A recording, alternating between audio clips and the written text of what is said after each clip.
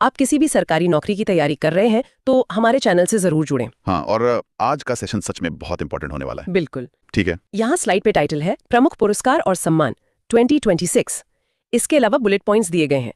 दाईं तरफ 2026 लिखा हुआ एक गोल्ड मेडल बना है और नीचे एक हरे रंग का हाईलाइटेड स्टार बॉक्स है। अच्छा, ये गोल्ड मेडल वाले पॉइंट्स क्या हैं? तो पहला है लता दीनानाथ मंगेशकर पुरस्कार, जो इस बार कैलाश सत्यार्थी को मिला है। लता दीनानाथ मंगेशकर पुरस्कार का ये कौन सा संस्करण है और पहला किसे मिला था? ये इसका 5वां संस्करण है। ओके। और पहला 2022 में पीएम मोदी को मिला था। फिर इंदिरा गांधी शांति पुरस्कार 2025 दिया गया है ग्रासिका मचेल को, जो मोजाम्बिक से हैं। ओके। और तीसरा है एबेल पुरस्कार 2026, जो गर्ड फैल्टिंग्स को मिला है। 60वां ज्ञानपीठ पुरस्कार आर वेरमुथु को मिला है। ये परीक्षा के लिए बहुत महत्वपूर्ण है क्योंकि ज्ञानपीठ पुरस्कार से सीधे सवाल आते हैं। सही बात है। अब एक एमसीक्यू हो जाए जी। लता दीनानाथ मंगेशकर पुरस्कार किसे मिला? Option B, Kailash Satyarthi. हाँ, बिल्कुल सही। और ग्रासिका मचल किस देश से हैं? ये तो ऑप्शन बी, मोजाम्बिक होना चाहिए। एकदम सही। तो इन पुरस्कारों का रिवीजन करते रहना। चलो अब अगले स्लाइड देखते हैं। ओके। इस स्लाइड में बाईं ओर जानकारी है और दाईं ओर एक क्रिकेट विश्व कप की ट्रॉफी और एक टेनिस बॉल का चित्र बना है। नीचे एक गुलाबी हाईलाइटेड बॉक्स भी है। तो ये खेल जगत से जुड़ी न्यूज लग रही है। हाँ, आईसीसी पुरुष T20 विश्व कप 2026 का विजेता भारत रहा और उप विजेता New Zealand. Player of the match Jasprit Bumrah और player of the tournament Sanju Samson रहे। भारत ने T20 विश्व कप कितनी बार जीता है? ये तीसरी बार है। पहले 2007 में, फिर 2024 और अब 2026 में। राइट। टेनिस में ऑस्ट्रेलियन ओपन 2026 की बात करें तो पुरुष एकल कार्लोस अल्कराज ने और महिला एकल एलिना रिबाकिना ने जीता। ये पॉइंट एग्जाम के लिए इंपॉर्टेंट लग रहा है, ये गुलाबी बॉक्स वाला। हाँ, इसमें WPL यानी महिला प्रीमियर लीग 2026 के बारे में है। इसकी विजेता RCB बनी है, जो खेल जगत के सवालों के लिए बहुत अहम है। अच्छा, वही WPL। अब MCQ, player of the tournament कौन बना T20 में? संजू सैमसन। सही। और ऑस्ट्रेलियन ओपन पुरुष एकल किसने जीता? कार्लोस अल्कराज ने। करेक्ट। खेल से जुड़े महत्वपूर्ण नामों को ध्यान में रखना जरूरी है। चलो अब अगली स्लाइड देखते हैं। हाँ। यहाँ नीति आयोग, फिकी और रक्षा नियुक्तियों के बुलेट पॉइंट्स हैं। दाईं और एक ऑर्गेनाइजेशन हायरार्की का फ्लो चार्ट है, जैसे PM से उपाध्यक्ष और फिर CEO, और नीचे इंडिगो का एक हाईलाइटेड बॉक्स है। ओके। नीति आयोग में क्या अपडेट है? नीति आयोग के नए उपाध्यक्ष अशोक कुमार लाहिरी बने हैं और CEO का अतिरिक्त प्रभार निधि छिब्बर को मिला है। और फिकी में? फिकी के नए महासचिव अनंत स्वरूप बने हैं। फिकी की स्थापना किस वर्ष हुई थी? स्लाइड के अनुसार 1927 में हुई थी। उसके बाद रक्षा नियुक्तियां हैं। ITBP के शत्रुजीत सिंह कपूर, NIA के राकेश अग्रवाल और DGCA के वीर विक्रम यादव। ये पॉइंट एग्जाम के लिए इंपॉर्टेंट लग रहा है, ये इंडिगो वाला बॉक्स। हाँ, इंडिगो के नए CEO विलियम वॉल्श बने हैं। Got it. अब बताओ, नीति आयोग के नए उपाध्यक्ष कौन है? अशोक कुमार लाहिरी। सही। और NIA के नए महानिदेशक? राकेश अग्रवाल। एकदम ठीक। तो ये राष्ट्रीय नियुक्तियां मैच द फॉलोइंग सवालों के लिए बहुत जरूरी हैं। चलो अब अगली स्लाइड देखते हैं। ठीक है। इस स्लाइड में महत्वपूर्ण दिवस लिखे हैं और दाईं ओर इंडिया गेट का चित्र है, जिस पर एक सितारे में 77 यानी 77 लिखा है। इसमें कोई अलग से बॉक्स नहीं है। अच्छा, 77th रिपब्लिक डे की बात है। हाँ, 77वां गणतंत्र दिवस। इसके मुख्य अतिथि अर्सुला वॉन डे लेयन और एंटोनियो कोस्टा थे। 2026 के गणतंत्र दिवस पर मुख्य अतिथि किस संगठन से संबंधित है? ये दोनों यूरोपियन यूनियन यानी यूरोपीय संघ से हैं। इसकी थीम थी वंदे मातरम के 150 वर्ष और सर्वश्रेष्ठ झांकी का पुरस्कार महाराष्ट्र को मिला। और बाकी दिवस कौन से हैं? राष्ट्रीय विज्ञान दिवस, जिसकी थीम थी विज्ञान में महिलाएं, विकसित भारत को गति देने वाली शक्ति। अच्छा, थीम्स पर ध्यान देना होगा। हाँ, चलो अब देखते हैं MCQ। गणतंत्र दिवस की थीम क्या थी? ऑप्शन सी, वंदे मातरम के 150 वर्ष। सही। सर्वश्रेष्ठ झांकी का पुरस्कार किसे मिला? ऑप्शन बी, महाराष्ट्र को। बिल्कुल। इन थीम्स को अच्छी से रट लीजिए। चलो अब अगली स्लाइड देखते हैं। हाँ। यहाँ नए PM, राष्ट्रपति और इंडेक्स की जानकारी है और दाईं ओर एक ग्लोब पर मैग्नीफाइंग ग्लास या लेंस का चित्र बना है। ओके। नए PM और राष्ट्रपति की लिस्ट में बांग्लादेश के 11वें PM तारिक रहमान बने हैं, हंगरी के पीटर मग्या और इराक के निजार अमेदी। इंडेक्स में क्या डेटा दिया गया है? हेनली पासपोर्ट इंडेक्स 2026 में भारत 75वें स्थान पर है और सिंगापुर शीर्ष पर है। उसके बाद वर्ल्ड हैप्पीनेस रिपोर्ट है, जिसमें भारत 116वें स्थान पर है। वर्ल्ड हैप्पीनेस रिपोर्ट में कौन सा देश शीर्ष पर है और कितनी बार से है? फिनलैंड, ये लगातार 9वीं बार शीर्ष पर है। अच्छा। अब MCQ time. Henley passport index में भारत का स्थान? 75। सही। और बांग्लादेश के 11वें PM? तारिक रहमान। एकदम ठीक। सूचांक में भारत की रैंक हमेशा याद रखनी चाहिए। चलो अब अगले स्लाइड देखते हैं। ठीक है। यहाँ स्लाइड में संयुक्त सैन्य अभ्यास की लिस्ट है। दाईं ओर एक ढाल और क्रॉस की हुई 2 तलवारों का चित्र है। सबसे नीचे वायु शक्ति 2026 का एक बॉक्स है। तो ये मिलिट्री एक्सरसाइजेस की जानकारी है? हाँ, पहला है डस्टलिक जो भारत और उज्बेकिस्तान के बीच नामांगन में हुआ। फिर खंजर है भारत और किर्गिस्तान के बीच। अभ्यास खंजर का ये कौन सा संस्करण है और ये कहाँ आयोजित हुआ? ये 13वां संस्करण है और आसाम में आयोजित हुआ। राइट। इसके अलावा साइक्लोन 4 भारत और मिस्र के बीच अनुशास में हुआ और वज्र प्रहार का 16वां संस्करण भारत और अमेरिका के बीच हिमाचल प्रदेश के बखलो में हुआ। ये पॉइंट एग्जाम के लिए इंपॉर्टेंट लग रहा है, ये वायु शक्ति 2026 वाला बॉक्स। बिल्कुल, यह राजस्थान के जैसलमेर में आयोजित हुआ। ये वायुसेना का सबसे बड़ा अभ्यास है, इसलिए डिफेंस एग्जाम्स के लिए बहुत अहम है। ओके। एमसीक्यू पर आते हैं। दस्तलिक 2026 किसके बीच हुआ? उज्बेकिस्तान के साथ। सही। और साइक्लोन 4 भारत और किस देश के बीच हुआ? मिस्र के साथ। एकदम सही। अभ्यास के नाम और उनसे जुड़े देशों के जोड़े हमेशा याद रखें। चलो अब अगली स्लाइड देखते हैं। ठीक है। इस स्लाइड में इसरो और नासा के मिशन दिए हैं। दाएं ओर पृथ्वी से चांद की ओर उड़ान भरते हुए एक रॉकेट का चित्र है। स्पेस एंड टेक का टॉपिक। हाँ, इसरो का मिशन है युविका 2026, जिसका उद्देश्य 9वीं कक्षा के बच्चों को अंतरिक्ष विज्ञान से जोड़ना है। और चंद्रयान 4 की लैंडिंग साइट मॉन्स माउंटेन यानी MM4 तय की गई है। और नासा का क्या मिशन है? नासा का आर्टेमिस 2 मिशन है। नासा का आर्टेमिस 2 मिशन कितने वर्षों बाद चंद्रमा पर मानवयुक्त मिशन भेज रहा है? ये 53 वर्ष बाद भेजा जा रहा है, जिसमें 4 एस्ट्रोनॉट जाएंगे। ओह वाह, 53 साल बाद। और AI और सुपर कंप्यूटर की बात करें तो भारत का पहला संप्रभु यानी सॉवरेन AI पार्क तमिलनाडु में बन रहा है और IIT मद्रास में परम शक्ति सुपर कंप्यूटर स्थापित हुआ है, जिसकी स्पीड 3.1 पेटाफ्लॉप्स है। बहुत बढ़िया। अब MCQ बताओ, बच्चों को अंतरिक्ष विज्ञान से जोड़ने का इसरो प्रोग्राम कौन सा है? युविका 2026। सही। और आर्टेमिस 2 मिशन किससे संबंधित है? चंद्रमा से। राइट, देखते हैं। हाँ। यहाँ रामसर स्थल और टाइगर रिजर्व की जानकारी है। दाईं ओर पानी की लहरों के पास एक पेड़ और पक्षी का चित्र है। नीचे एक स्टार लगा हुआ बॉक्स भी है। रामसर साइट्स तो एग्जाम के लिए बहुत जरूरी होते हैं। बिल्कुल। भारत का 99th रामसर स्थल शेखा झील पक्षी अभयारण्य बना है। भारत का 99th रामसर स्थल कौन सा है और किस राज्य में है? शेखा झील पक्षी अभयारण्य जो उत्तर प्रदेश यानी यूपी में है। अब यूपी में कुल 12 रामसर साइट्स हो गई हैं। और टाइगर रिजर्व्स में क्या नया है? वन्य जीव के लिए MSTRIPES ऐप का इस्तेमाल हो रहा है आनामलाई टाइगर रिजर्व में बाघों की गणना के लिए।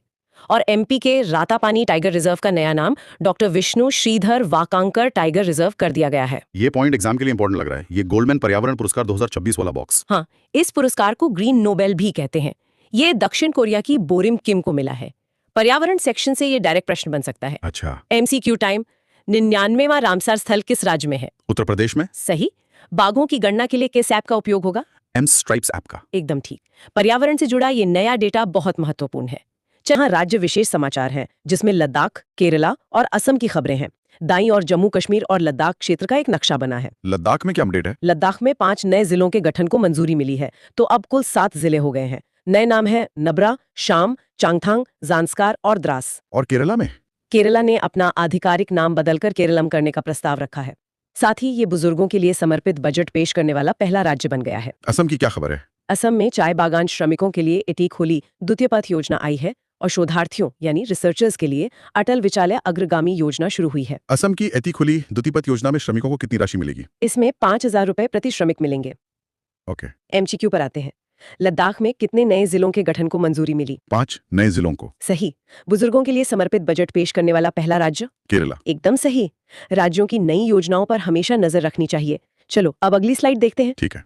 इस स्लाइड में 3 प्रमुख सम्मेलनों की लिस्ट है। दाईं ओर कुर्सियों से घिरी एक गोल मेज के बीच में एक ग्लोब रखा है। समिट्स के बारे में। हाँ, पहला वैश्विक AI इम्पैक्ट शिखर सम्मेलन 2026 जो नई दिल्ली के भारत मंडपम में हुआ। इसकी थीम थी सर्वजन हिताय सर्वजन सुखाय। दूसरा कौन सा है? 11वां रायसीना डायलॉग भी नई दिल्ली में हुआ। 11वें रायसीना डायलॉग के मुख्य अतिथि कौन थे? फिनलैंड के राष्ट्रपति अलेक्जेंडर स्टब। और तीसरा सम्मेलन? 18th ब्रिक्स शिखर सम्मेलन 2026। इसका मेजबान भारत है और इसकी थीम है लचीलापन, नवाचार, सहयोग, स्थिरता। ओके। अब MCQ, वैश्विक AI इम्पैक्ट शिखर सम्मेलन कहाँ आयोजित हुआ? नई दिल्ली में। सही। 18th ब्रिक्स शिखर सम्मेलन की मेजबानी कौन सा देश करेगा? भारत करेगा। एकदम ठीक। इन सम्मेलनों के आयोजन स्थल और थीम बहुत अहम होते हैं। चलो अब अगली स्लाइड देखते हैं। हाँ। यहाँ राष्ट्रीय खेलों की जानकारी है और दाईं ओर एक मेडल का चित्र है जिस पर एक एथलीट का सिंबल बना है। Sports again. बिल्कुल। पहला है खेलो इंडिया जनजातीय खेल 2026। इसका मेजबान छत्तीसगढ़ था और विजेता कर्नाटक रहा जिसने 38 पदक जीते। खेलो इंडिया जनजातीय खेल 2026 का शुभंकर क्या था? इसका शुभंकर मोरवीर था।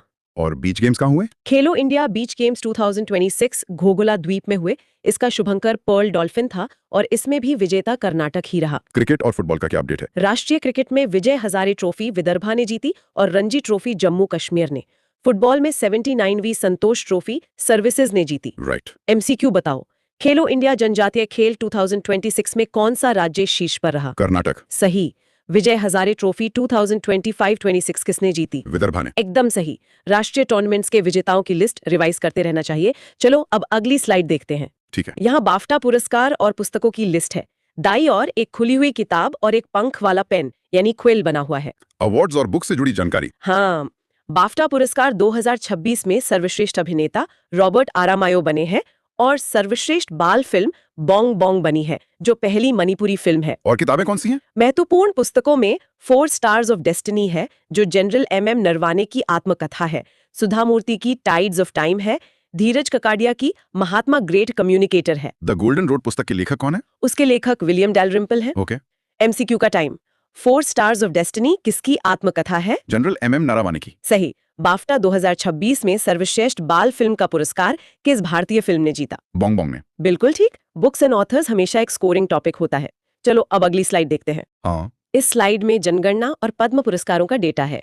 दाईं और ऊपर की तरफ जाता हुआ एक बार ग्राफ है और नीचे एक हाइलाइटेड बॉक्स है। जनगणना 2027 की डिटेल यहाँ है। हाँ, ये पहली डिजिटल जनगणना होगी। इसके ब्रांड एम्बेसडर सुदर्शन पटनायक हैं, जो एक रेत कलाकार हैं। शुभंकर है प्रगति और विकास। और प्रथम नागरिक के रूप में सबसे पहली गणना राष्ट्रपति द्रौपदी मुर्मू की होगी। पद्म पुरस्कारों में पद्म विभूषण कितने लोगों को मिला है? ये 5 लोगों को मिला है। वैसे 2026 में कुल 131 पुरस्कार दिए गए हैं, जिसमें 5 विभूषण, 13 भूषण और 113 पद्मश्री हैं। उन 5 लोगों के नाम? धर्मेंद्र, कथी थॉमस, N राजम, VS अच्युतानंदन और P नारायणन। ये पॉइंट एग्जाम के लिए इंपॉर्टेंट लग रहा है। ये नीचे दिया गया बॉक्स। बिल्कुल। इसमें लिखा है कि RBI का 91वां स्थापना दिवस 1 अप्रैल 2026 को मनाया गया है। ये इकोनॉमी के करंट अफेयर्स के लिए बहुत जरूरी है। राइट। MCQ बताओ, भारत की पहली डिजिटल जनगणना के ब्रांड एम्बेसडर कौन है? सुदर्शन पटनायक। सही। 2026 में कुल कितने पद्म पुरस्कार दिए गए? 131 पुरस्कार। एकदम सही। जनगणना के इन नए तथ्यों को अच्छे से रट लीजिए। इस स्लाइड में दाईं ओर सेना के क्रॉस किए हुए तलवार और एंकर का आइकन बना है। 3 मुख्य बुलेट पॉइंट्स है और नीचे गुलाबी रंग का एक हाइलाइटेड बॉक्स है। हाँ, वो क्रॉस तलवार वाला आइकन और बुलेट पॉइंट्स तो एकदम क्लियर दिख रहे हैं। राइट। तो टाइटल है चर्चित नियुक्तियां, रक्षा एवं प्रमुख पद।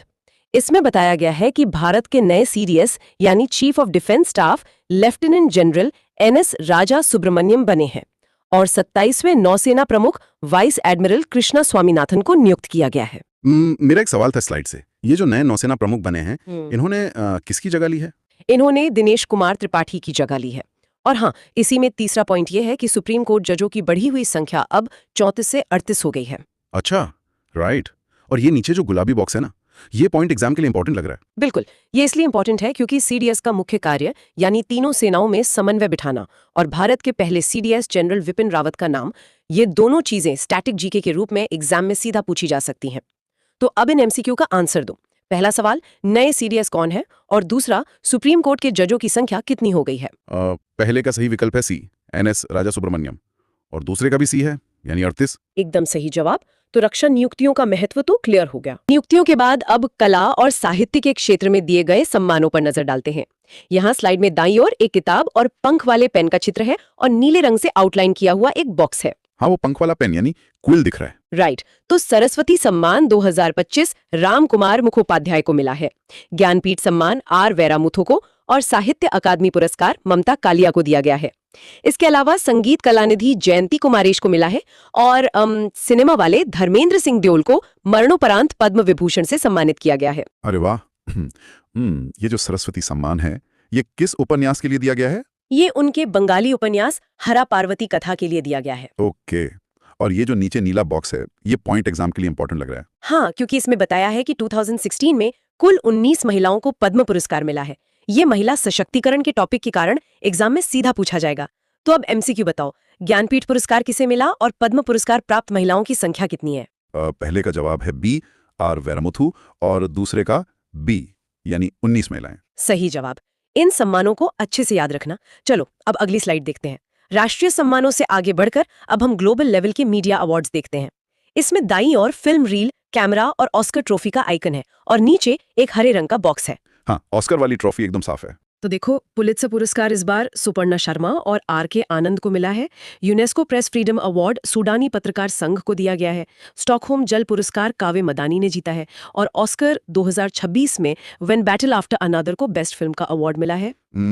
ऑस्कर में सर्वश्रेष्ठ फिल्म के डायरेक्टर कौन है? इसके डायरेक्टर है पॉल थॉमस एंडरसन। अच्छा, राइट। और ये हरा बॉक्स देखकर ये पॉइंट एग्जाम के लिए इंपॉर्टेंट लग रहा है? बिल्कुल, इसमें पुलित्जर पुरस्कार की शुरुआत के बारे में है जो 1917 में अमेरिका में हुई थी। ये कई बार स्टैटिक जीके में रिपीट होता है। चलो एमसीक्यू के जवाब दो। ऑस्कर 2026 बेस्ट फिल्म कौन सी है और स्टॉकहोम जल पुरस्कार किसे मिला? पहले का विकल्प है सी, व्हेन बैटल आफ्टर अनदर, और दूसरे का बी, कावे मदानी। बहुत बढ़िया, इंटरनेशनल अवार्ड्स तो कवर हो गए। चलो अब अगली स्लाइड देखते हैं। के बाद अब देखते हैं कि इन सब में भारत की ग्लोबल रैंकिंग क्या है। दाईं और एक बार ग्राफ है जिसमें भारत की स्थिति दर्शाई गई है और नीचे एक गुलाबी बॉक्स है। हाँ, बार ग्राफ तो दिख रहा है। तो ग्लोबल टेररिज्म इंडेक्स में भारत 13वें स्थान पर है। वर्ल्ड एयर क्वालिटी रिपोर्ट में पाकिस्तान सबसे प्रदूषित है और भारत 6ठे नंबर पर है। हेनले पासपोर्ट इंडेक्स में भारत 75वें पायदान पर आ गया है और भ्रष्टाचार धारणा सूचकांक में हम 91वें स्थान पर हैं। वर्ल्ड एयर क्वालिटी रिपोर्ट में सबसे प्रदूषित शहर किसे बताया गया है? वो यूपी का लोनी शहर है। अच्छा, और ये जो गुलाबी बॉक्स है ये पॉइंट एग्जाम के लिए इंपॉर्टेंट लग रहा है। हाँ, क्योंकि इसमें बताया है कि भ्रष्टाचार सूचकांक में सबसे अंतिम स्थान दक्षिण सूडान का है। ये नेगेटिव रैंकिंग वाले सवालों में अक्सर आता है। एमसीक्यू बताओ अब, हेनले पासपोर्ट इंडेक्स में भारत की रैंक क्या है और सबसे प्रदूषित देश कौन है? पहले का सही जवाब है सी, 75वां, और दूसरे का सी, पाकिस्तान। एकदम सही। रैंकिंग्स को अच्छे से याद रखना। चलो अब अगली स्लाइड देखते हैं। रैंकिंग्स के पहले भाग के बाद अब कुछ अन्य महत्वपूर्ण ग्लोबल इंडेक्स देखते हैं। इस स्लाइड पर दो स्माइली फेस है, एक खुश एक उदास, और नीचे हरे रंग का एक लंबा बॉक्स है। हाँ, स्माइलीज दिख रही हैं। तो वर्ल्ड हैप्पीनेस रिपोर्ट में फिनलैंड शीर्ष पर है और अफगानिस्तान अंतिम स्थान पर है। क्यूएस यूनिवर्सिटी रैंकिंग में आईआईटी दिल्ली प्रथम रहा है। ग्लोबल एआई ब्रेन रेस में भारत 6ठे नंबर पर है। नेटवर्क रेडीनेस में हम 45वें नंबर पर है और हुरून रिच लिस्ट में भारत तीसरे स्थान पर पहुंच गया है। हुरून लिस्ट में मुकेश अंबानी की ग्लोबल रैंक क्या है? वो वैश्विक स्तर पर 17वें स्थान पर है। ओके, और ये जो हरा बॉक्स है ये पॉइंट एग्जाम के लिए इंपॉर्टेंट लग रहा है। बिल्कुल, इसमें सैन्य शक्ति यानी ग्लोबल फायर पावर की बात है जिसमें भारत का चौथा स्थान है। अमेरिका, रूस और चीन के बाद ये डिफेंस एग्जाम्स के लिए बहुत जरूरी है। अब एमसीक्यू के जवाब दो।